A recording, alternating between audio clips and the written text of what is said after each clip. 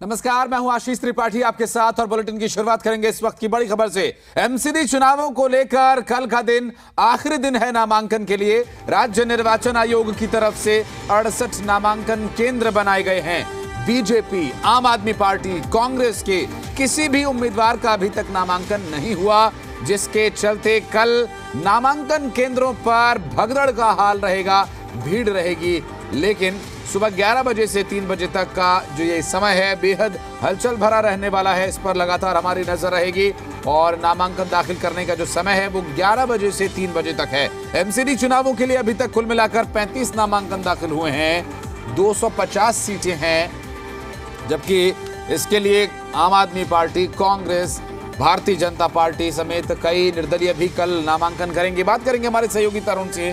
तरुण, बहुत सारे डॉक्यूमेंट्स लगते हैं, बहुत चीज़ों को प्रूफ करना होता है, आपको उसके सर्टिफिकेट्स देने होते हैं, सिंबल देना होता है। कल का दिन है और कुछ घंटे, सिर्फ कुछ घंटे नामांकन के लिए, और अभी 3 बड़ी पार्टियों ने जिनके सभी सीटों पर उम्मीदवार होंगे, किसी ने भी नामांकन नहीं है। कल गहमागहमी बढ़ने वाली है। बिल्कुल, आपने सही जिक्र किया है। कल आखिरी दिन है नॉमिनेशन का और महज 4 घंटे ही मिलते हैं। नामांकन की विंडो एक सीमित समय तक ही खुली रहती है। लिहाजा 68 प्रीमाइसेस हैं जो स्टेट इलेक्शन कमीशन ने चिन्हित किए हैं और इसकी सार्वजनिक जानकारी अलग अलग न्यूज़पेपर में पब्लिकेशन के माध्यम से भी दे दी गई है। एक ही जगह पर कई केंद्र भी स्थापित किए गए हैं, जिससे कि उस विधानसभा के एडजेसेंट विधानसभाओं के भी वार्ड्स उस बिल्डिंग की प्रीमाइसेस के अंदर ही नॉमिनेशन फाइलिंग करवा सकें। स्टेट इलेक्शन कमीशन ने 3 दिन पहले भी एहतियातन ये सार्वजनिक किया था कि स्टेट इलेक्शन कमिश्नर विजय देव ने सभी आरओज को और सभी पुलिस से जुड़े बड़े अधिकारियों को ये निर्देशित किया था कि चूंकि बीता शनिवार और रविवार नामांकन का दिन नहीं है, लिहाजा सोमवार के दिन एडिक्वेट अरेंजमेंट किए जाएं, जिससे कि लॉ एंड ऑर्डर सिचुएशन खराब ना हो। साथ साथ 100 मीटर के दायरे के अंदर निर्वाचन केंद्र, नामांकन केंद्र के आसपास पुख्ता ट्रैफिक का मैनेजमेंट किया जाए। साथ ही साथ उम्मीदवारों को जो वहां पर पर्चा दाखिल करने आ रहे हैं उनको किसी तरह की परेशानी ना हो। तो हो सकता है कि कल आखिरी दिन है, रश आवर है, कम समय है और उम्मीदवारों की संख्या, जिस तरह से आपने भी जिक्र किया कि बड़ी किसी भी पार्टी के उम्मीदवारों ने अभी तक अपना पर्चा दाखिल नहीं किया है।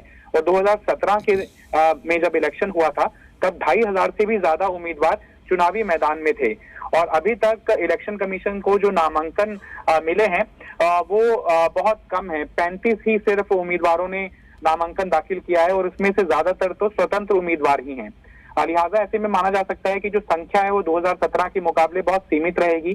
2500 तक नामांकन नहीं पहुंचेगा, 1000 या ज्यादा से ज्यादा 1200 तक सीमित हो जाएगा नामांकन का आंकड़ा। लेकिन कल चुनौती है स्टेट इलेक्शन कमीशन और कानून व्यवस्था, साथ ही साथ ट्रैफिक की व्यवस्था संभाल रहे अधिकारियों और कर्मचारियों के ऊपर कि वो किस तरह से इस रश आवर को मैनेज करते हैं।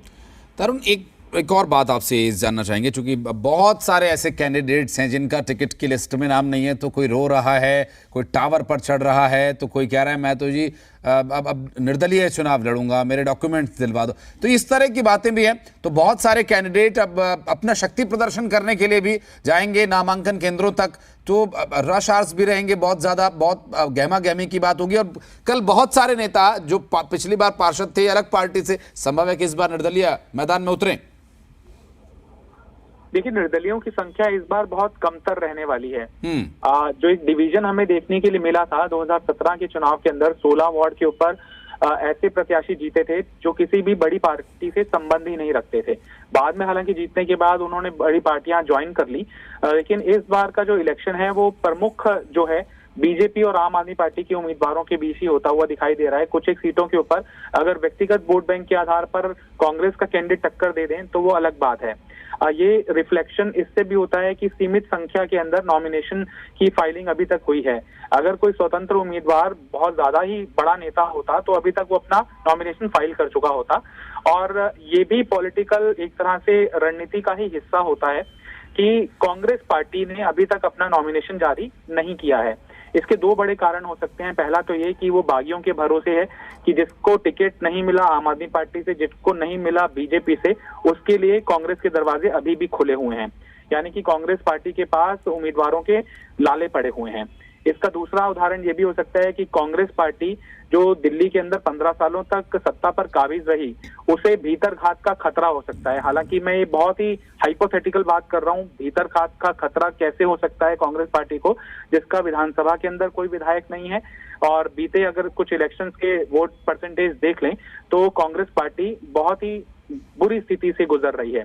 लिहाजा जो पहला आंकलन है वो ज्यादा सटीक साबित होता है कि कांग्रेस अपने दरवाजे आखिरी मौके तक इंडिपेंडेंट कैंडिडेट जो होने जा रहे हैं उनके लिए खोले रख रही है, या फिर जो भी बागी होंगे जो ये सोच रहे होंगे कि अच्छा आम आदमी पार्टी ने मुझे टिकट नहीं दिया तो मैं आम आदमी पार्टी के कैंडिडेट को हरवाऊंगा, मैं कांग्रेस पार्टी में चला जाऊंगा और जो मेरा वोट बैंक था उससे आम आदमी पार्टी को डेंट लगेगा और बीजेपी जीत जाएगी। और बीजेपी का भी जो रोष वाला उम्मीदवार होगा जिसको टिकट नहीं मिला होगा वो बागी होकर बीजेपी के कैंडिडेट को कम से कम खुद की जीत के लिए नहीं लेकिन बीजेपी की कैंडिडेट को हराने के लिए चुनावी मैदान में कांग्रेस की टिकट से कूद जाएगा।